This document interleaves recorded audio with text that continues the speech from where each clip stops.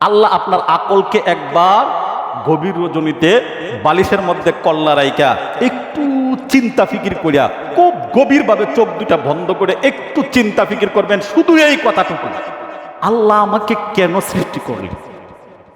আমি তো এক সময় এই জায়গায় ছিলাম না, আজকে আসি, আগামীকালকে অথবা যে কোনো সময় থাকবো না, চলে যাব। এই সময়টুকুর জন্য, যে অল্প সময়টুকুর জন্য 60, 70, 100 বছর হায়াত দিয়া যে আল্লাহ আমাকে পাঠাইলেন, তো মালিক কেন আমাকে পাঠাইলেন? আপনার সারা জিন্দিগি ভর কোনো আলেমের ওয়াজ নসিহত শোনার দরকার নেই, আপনার প্রতিদিন আইসা ওয়াজ নসিহত শোনার দরকার নেই। আল্লাহ তাআলা বলেন, বান্দা তোমার মধ্যে সবচেয়ে বড় ওয়াজ তো তোমার ভিতরেই রয়েছে। মসজিদের ইমাম সাহেব তোমাকে কি ওয়াজ করে বুঝাইবে? বক্তা সাহেব তোমাকে কি নসিহত করে তোমাকে বোঝাইবে? ওয়াজ তো তোমার ভিতরে রয়েছে। তুমি শুধু খালি এতটুকু জায়গা চিন্তা করো, এই 70 বছর আল্লাহ আমাকে কেন পাঠাইলেন? এটার কি কোনো কারণ নাই? আমাকে কি আল্লাহ এই জন্যই পাঠাইছেন? খাইলাম, দাইলাম, বাড়িঘর করলাম, টাকা পয়সা জমাইলাম, সন্তানাদি জন্ম দিলাম, বিবি বাচ্চা বাড়াইলাম, ইত্যাদি ইত্যাদি, এগুলোর জন্য মালিক আপনাকে আমাকে পাঠাইছে? না, এটা আপনার ভুল ধারণা। একটা গরু দেখেন তো, একটা গরু কিন্তু তার ডিউটি পালন করে, একটা ছাগল সেও কিন্তু তার ডিউটি পালন করে, একটা কুকুর সর্বনিম্ন প্রাণী সেও কিন্তু তার ডিউটি পালন করে। কিয়ামতের ময়দানে এই গরু, মহিষ, বেড়া, দুম্বা, অন্যান্য কীটপতঙ্গ প্রাণীগুলো যেগুলো আছে, এরা কিয়ামতের ময়দানে বিলীন হয়ে যাবে, ধ্বংস হয়ে যাবে।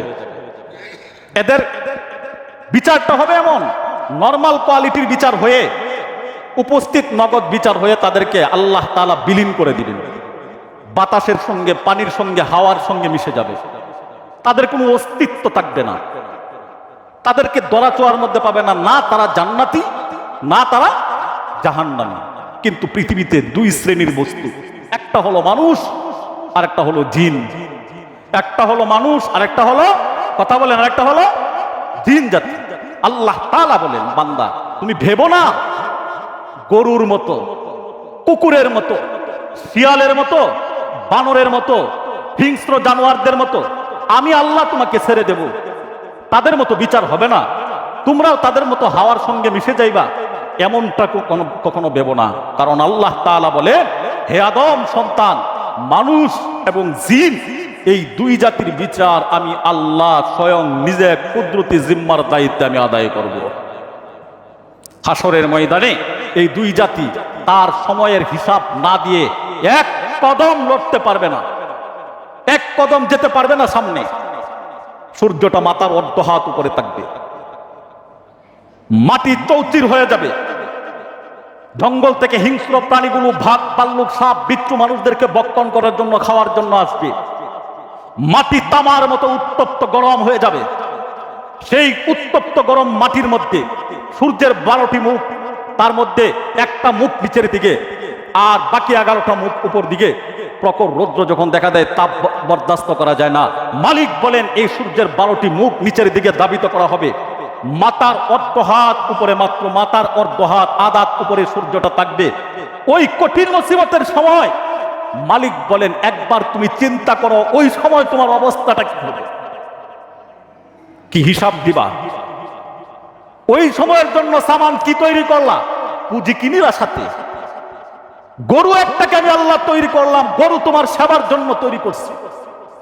রাতের 2টায় যখন গরুকে দেয়া ঘর থেকে, গোয়াল থেকে তুমি গোটা দিয়া বাহির করে, লাঙ্গল জোয়াল নিয়ে, জোয়ালটা যখন গরুর কাঁধের মধ্যে বেঁধে দিয়ে লাঙ্গল দিয়া গোটাও, আর হালের ফলা দিয়া যখন তুমি গরুরে গোটা দাও, গরু তো কখনো এই কথা বলে না, না ভাই আজকে আমার শরীরটা ভালো না, জ্বর উঠছে, আমি আজকে হাল বাইতে পারবো না। গরু তো একবারও আপনাকে এই কথা বলে নাই, না আজকে আমার শরীরে জ্বর, আমি আজকে হাল বাইতে পারবো না। তার মানে আল্লাহ তাআলা বলতে চান, বান্দা গরু তার ডিউটি পালন করতেছে, শিয়াল তার ডিউটি পালন করতেছে, বাঘ তার ডিউটি পালন করতেছে, গাছ তার ডিউটি পালন করতেছে, নদীর মাছ তার ডিউটি পালন করতেছে, সাগরের পানি তার ডিউটি পালন করতেছে, দুনিয়ার যাবতীয় আসবাবপত্র, প্রত্যেকটি বস্তু তার নিজস্ব ডিউটি, সে দায়িত্ব সে পালন করতেছে। ও আদম, আমি যে তোমাকে সৃষ্টি করলাম, তোমার ডিউটি কি? একবার চিন্তা করে দেখো, 60 থেকে 70, 80, 100 বছর জিন্দিগি যে আমি তোমাকে দান করলাম, কেন দান করলাম? একবার গভীরভাবে বালিশের সঙ্গে মাথাটা লাগাইয়া একটু চিন্তা ফিকির করেন, করার পরে তারপর নিজের জীবনের সিদ্ধান্ত নিয়েন আপনি কি করবেন। আপনি কি আবুল বিড়ি টানবেন নামাজের সময়? নামাজের সময় সিনেমার সামনে বসে থাকবেন? নামাজের সময় অন্য জুয়া খেলার আড্ডায় বসে থাকবেন? নামাজের সময় বন্ধু বান্ধব নিয়ে আড্ডা দিয়া সময় নষ্ট করবেন? নাকি আল্লাহর ডাকে আইসা মসজিদে আল্লাহর ঘরে হাজিরা দিবেন?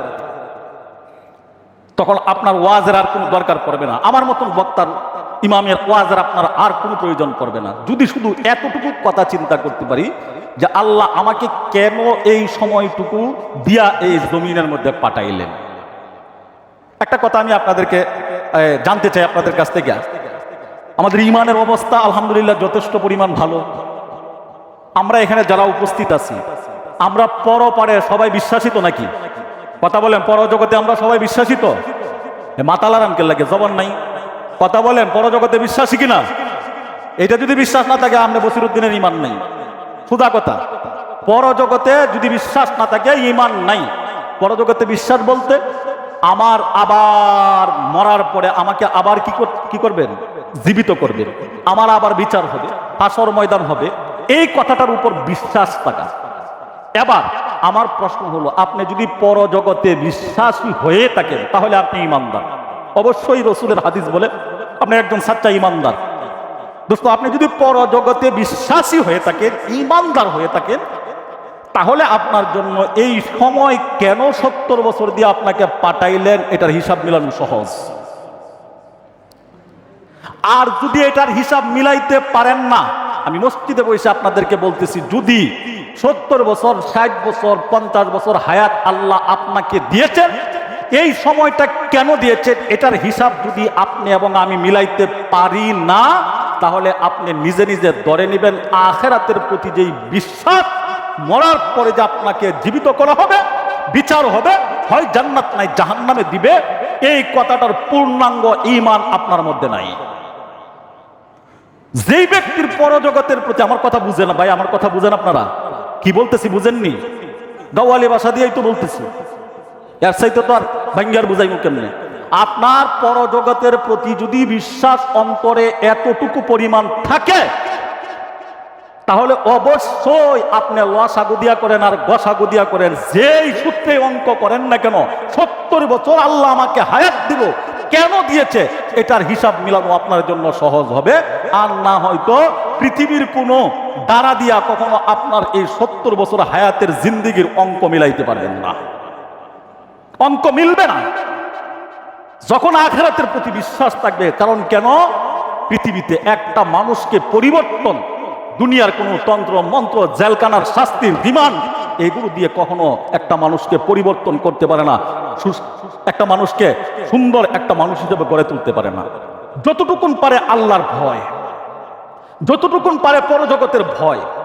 এই জন্য ভাই, আপনার আমার করণীয় হইল আল্লাহর ভয়, পরজগতের ভয়, আখিরাতের বিশ্বাস অন্তরের মধ্যে এটা শক্তিশালী করতে হবে, এটাকে মজবুত করতে হবে।